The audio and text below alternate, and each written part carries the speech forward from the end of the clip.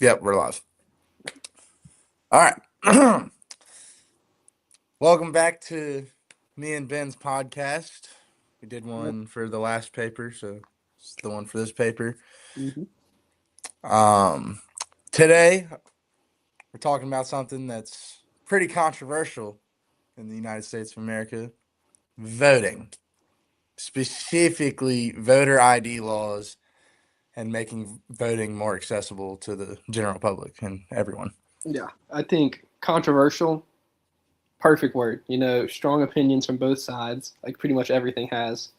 But a lot stricter laws, put in place after some of these past elections. And some people think that's great. Love stricter laws, uh, making it to where fraud and things like that would be harder. But a lot of people think it just makes it harder to vote. Yeah, exactly.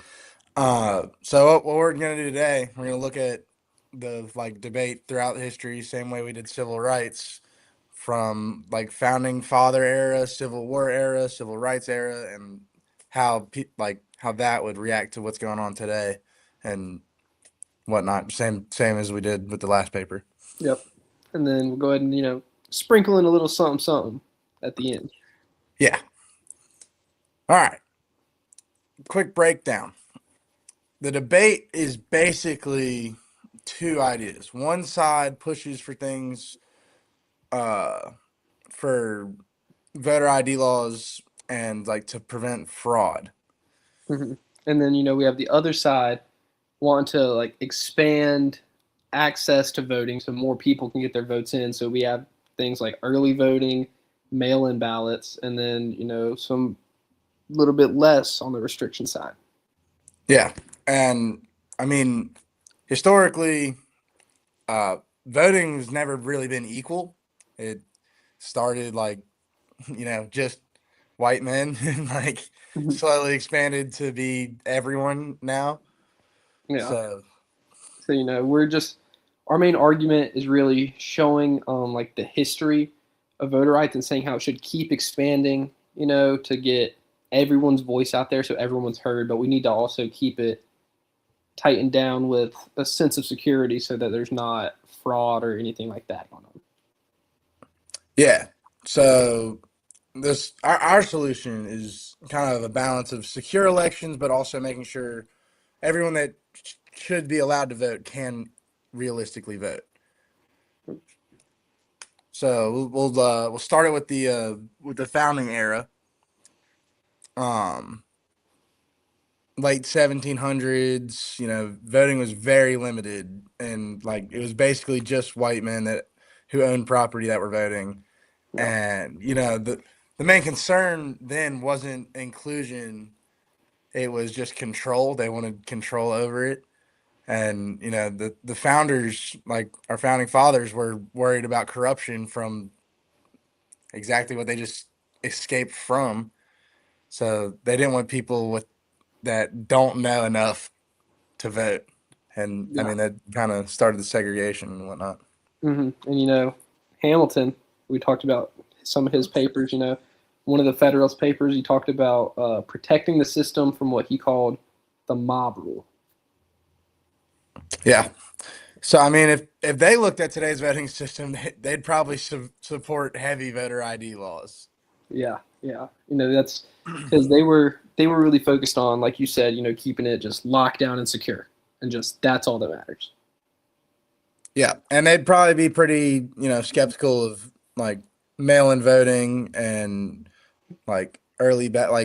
things that make voting easy. They would not be a fan of at Definitely all. not. Definitely not. So yeah, for founding fathers, main thing is pretty much they want secured lockdown voting rather than Yeah, variety and everything. they they want who they want to vote, Yeah, basically. yeah, Um, During Civil War era now, um, mid 1800s is where things kind of started to shift mhm, because the after the war you have the 15th Amendment, which says race can't be used to deny someone the right to vote. And even though that was passed in reality, a lot of Black Americans were still blocked from voting through intimidation and violence. Yeah, in a Reconstruction era, there was still a lot going on, and so it was like on paper, it like seems like there's a lot of rights, but it Yeah, according to wasn't. the Constitution, it was perfect. It was the way that no one listened to the Constitution. You know, Yeah, yeah, racism was still around, and they would just use that to eliminate the people of color vote.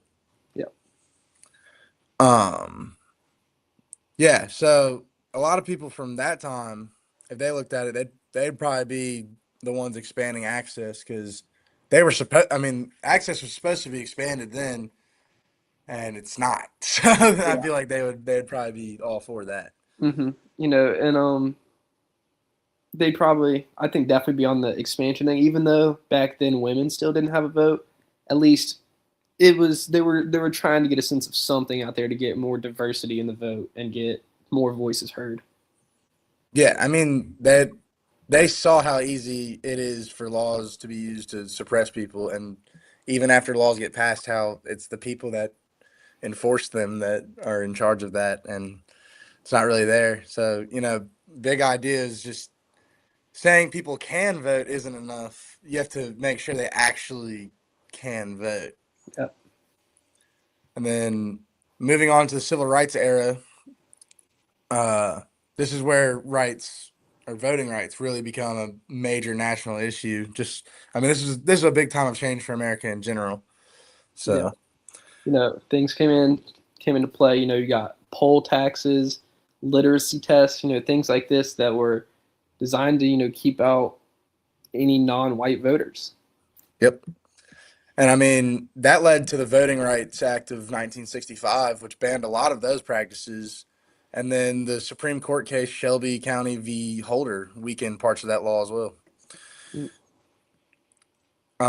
And then it removed a lot of federal oversight of states with histories of discrimination as well. yeah, and so when you factor all that in, civil rights activists looking at today, they probably would be very critical of voter ID laws. I think. I mean, not really. I mean, because ID itself is bad, but because it can affect certain groups more than others, you know? Yeah, yeah, it's about their impact, not just the intention of what they're trying to do. It's about really making sure what you're wanting to happen can actually happen and stuff come from it. Yeah. So, I mean, takeaway from civil rights is access to voting became a core democratic value. Like, everyone can vote. Like, if you're a citizen of this country, you can vote. Yeah. So now down to our policy recommendation. Yeah. We think, Um, you yeah, know, go ahead. United States current voters and everything, you should require that voter ID, but make the IDs, freer and easier to get. Yeah, and I would expand the early voting and mail-in voting options. That way, you can, you get the votes in from the early and mail-in ballots and everything like that, but you still have that protection of, needing an ID so you can verify, you know, are you actually someone who has the right to vote, or are you potentially coming up with something else like some sort of fraud to try to get in, who you are really wanting in. Yeah, yeah, yeah. And I mean, that lines up with the Constitution because, like, it protects the participation while still maintaining order in the elections. And, that's huge. You get the best of both worlds, right? I mean, you get what what was it was intended and then actually doing what it was intended. Yeah. And also reflects what we learned from like history, especially looking at like civil rights era and the activists, that having access to it and actually getting everyone's voices in really, really matters a lot. Yeah. I mean, basically, the kind of big idea for our recommendation is, don't make voting harder, but you can't ignore the security factor of it either. I mean, voter fraud is is bad. Like that Yeah, can mess up an entire country. for sure. Yeah, So security very important, but easy access. So we're actually getting people to vote because that's what matters the most as well. You need people to actually go out there and vote. And personally, like I've been affected by that before. I don't I don't really have a candidate I want to vote for the next year, but I'm gonna have to go do it because I need to vote for someone that I see like fit for our country. You know? exactly, exactly. It's important your voice gets heard, or Yeah. that Every every vote does matter. it does, it does. And just overall looking at everything, America's voting system has always been evolving. From just super strict white men, and Yeah, we yeah. I just mean, it anticipate started continuously. super restricted. Like Hmm. I mean, you got to think. You and I were probably weren't even able to vote because me and you don't own land. Like Yeah, that's how. I mean, it started like that. Like it was literally the elite of the elite allowed to vote only, and then it was white.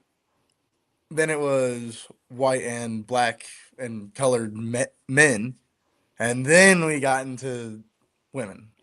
yeah, yeah. And even today, like there's no one that's not allowed to vote, or there's no one that isn't allowed to vote that should be allowed to vote. It's the fact that people aren't going and doing it, and Hmm. then it's also the fact that like voting, like it's not super easy to do all the time. Yeah, a lot of things been put into place, but um, like today, what we're talking about here, this is just the next step. It's not everything is going to get fixed all at once. It's just got to take it step by step and kind of build our way up. Yeah, for sure.